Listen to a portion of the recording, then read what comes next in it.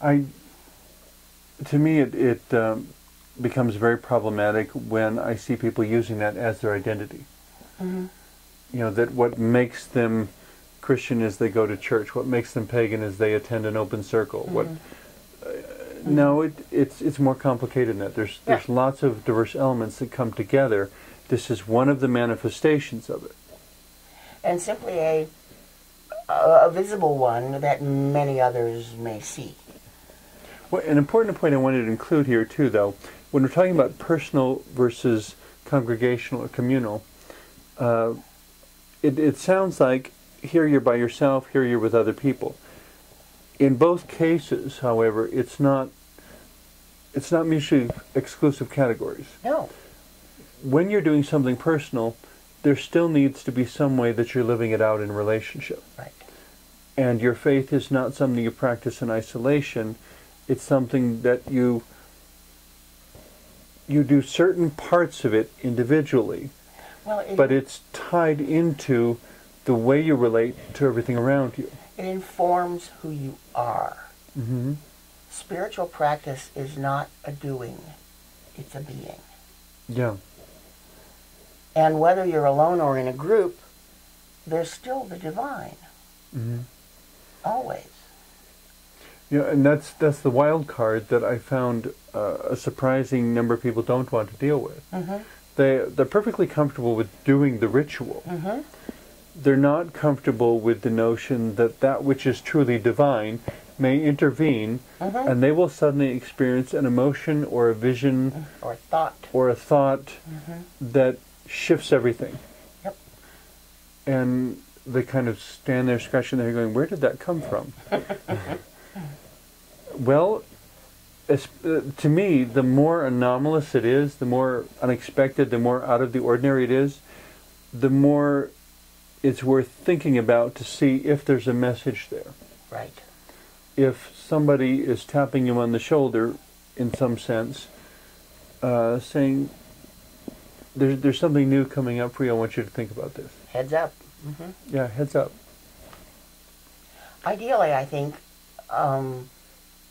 people, individuals, should have a personal spiritual practice mm-hmm. and a group spiritual connection because they feed each other. Yes. But there are not, in the pagan community, always opportunities for open circles don't exist exactly, everywhere. They don't exist everywhere. But the fact that they do, and in the places where they do, they are creating the new phenomenon of congregational pagans.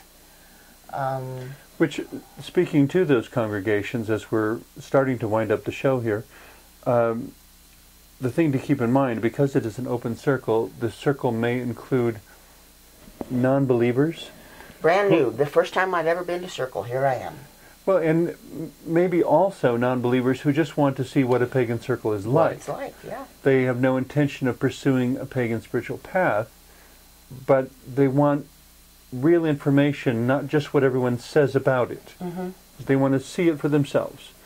What do they do? And so that when someone says, well, those pagans, they say, well, I went to a Beltane, for example, celebration. Yeah, and there was no goat. And they didn't do that. No. You know, they didn't slaughter a goat. Mm-hmm. They didn't run around naked.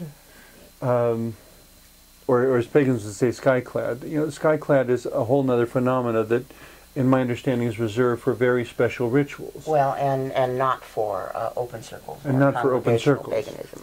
Not for open circles or congregational paganism, but it's something that has to do with complete honesty and complete Trust. physical connection and trust. Trust. With, you know, that you stand before the divine, you know, just saying, this is what I am. I'm not hiding anything under any clothes or whatever. Mm-hmm. That it's a whole different level of trust and deepening.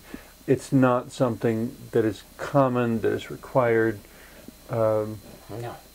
But whether, not. regardless of what religion, the body is sacred, yes. Creation is sacred, and all these things being sacred, ideally, facilitates and empowers the spiritual relationship between the human spirit and the divine spirit.